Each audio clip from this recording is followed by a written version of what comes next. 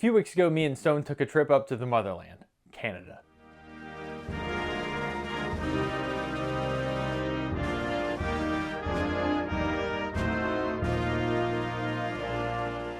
This was actually our first time visiting Onefinity headquarters. The original reason for going up there was to go to the Toronto Woodworking Show. I mean, we're a Canadian company and we've yet to do a show in Canada. What's up with that? And having worked remotely since the very beginning, it's easy to forget that there's an actual office with an actual plant and actual people that do actual work. Crazy, right? What a time to be alive. As a Florida man, I was completely unprepared for winter in Canada. I took one step out of the airport and thought I might die. I think I might die. Turns out wearing 10 light sweaters isn't the same thing as just having a proper jacket. You learn something new every day. Anyway, I thawed out in an Uber and made it up to Newmarket to meet the team. We spent a lot of time with these folks on the computer, but there's really no substitute for spending time with people face to face. It was awesome to see the whole facility and actually be in the same room as the team that we work with every day. It was really cool to see the production unit. That's where all the parts are assembled and tested.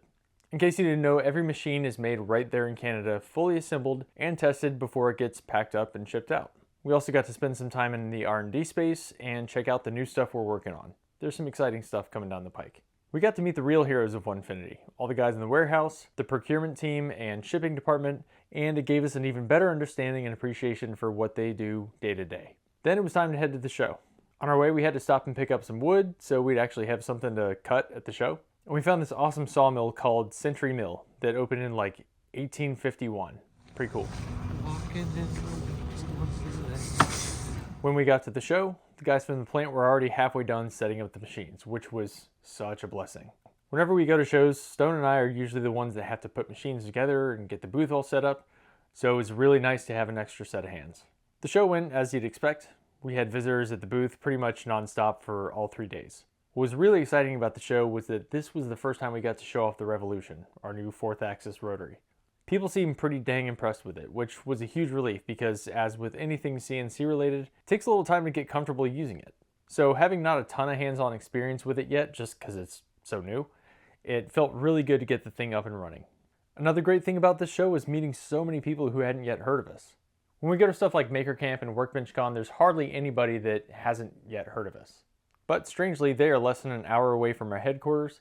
There was a decent amount of people seeing us for the first time, and they were pleasantly surprised that we were based locally.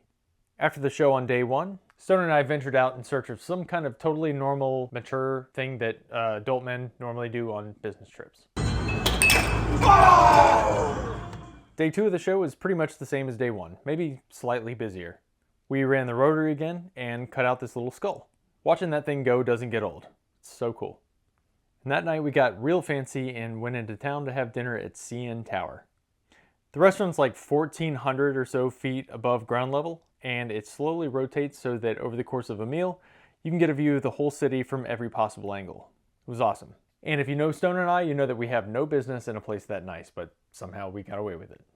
On the last day of the show, we were joined by the rest of the Onefinity team. We had like 20 people from our office in Newmarket drive down and spend the day with us at the booth. It was fun to see everybody together and engaging with people at the show and getting to know the community face to face. And while we were there, we got to see some familiar faces. Folks in our amazing maker community that call Canada home, and we don't really get to see that often. When the show was over that day, we broke down the booth and went on our merry way. The next morning, we flew home to the American South. It was a great trip, and we plan to get up to Canada more often. So until next time, keep it real, Toronto. Nah, that's stupid. Hey, thanks for watching. Y'all be good.